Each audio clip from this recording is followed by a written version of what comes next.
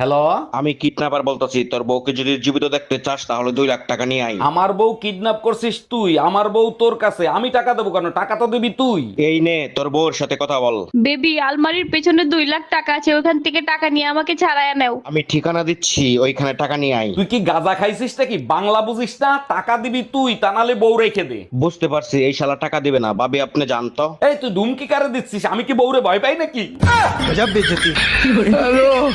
এই এত সাইজে গুজে কই গেছিলা? কার সাথে দেখা করতে গেছিলা? সত্যি করে বলো। তোর মাইরে লইয়া মন্দিরে গেছিলাম ঠাকুর দর্শন করতে। মন্দিরে গেছিলা ভালো কথা, সাইজে গুজে যাওয়ার কি দরকার ছিল? শিব মন্দিরে সবাই সাইজে গুজেই যায়, বিশ্বাস না হলে যাইয়া দেখে আসো। শিবরে কি দর্শন করতে গেছিলা না শিবরে দর্শন দিতে গেছিলা?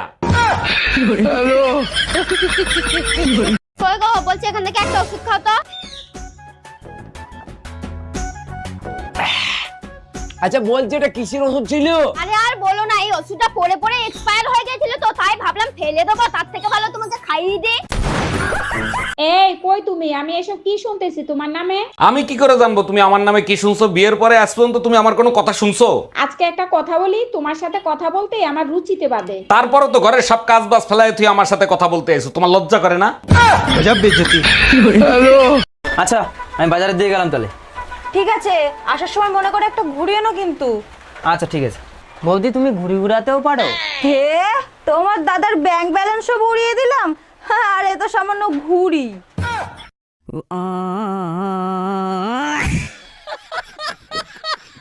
স্বপ্নে দেখি আমার বন্ধু আইছে, বলিস কি, তাই নাকি? তারপর কি হয়েছে? পিয়া পিয়া বলে আমায় ডাকছে, সবই তো ঠিক আছে, তুই সকাল থেকে বমি করতেছিস কেন? আমায় খুলে লইয়া বন্ধু আদর দিছে। এই যে আমি বাজারে যাচ্ছি, কলপারে বাসন রাখা আছে, ধুয়ে রেখো, না হলে আমি বাড়ি এসে ধুয়ে দেবো। আচ্ছা ঠিক আছে। 1 মিনিট, ও কি বলে গেল? বাসন ধুয়ে দেবে না আমারে ধুয়ে দেবে? থাক বাবা, দরকার নেই, আমি বাসনগুলো মেজে রাখি।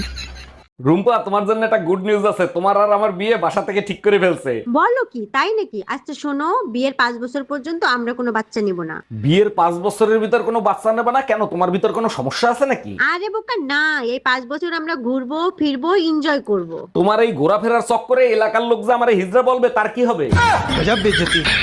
পুরো 4 ঘন্টা পর তুমি বাড়ি এসেছো, কোথায় ছিলে এতক্ষণ? পুরুষ মানুষ কখনো সময়ের হিসাব দেয় না। সাইকেল লিখে গেছি।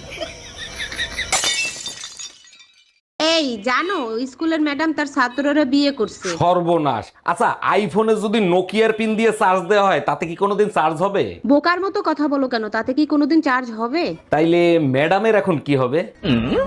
চার্জ দেওয়ার জন্য তো ওরে ডাক। কি রে দোস্ত, তোর নাকি বুকে ব্যথা উঠছিল? আর বলিস না, বুকে প্রচন্ড ব্যথা হচ্ছিল। তা ডাক্তারের কাছে গেছিলি? হ্যাঁ রে দোস্ত, এইমাত্র ডাক্তার দেখায় আসলাম। তা ডাক্তার দেখে কি বললো? ডাক্তার দেখেই তো অজ্ঞান হয়ে গেছে।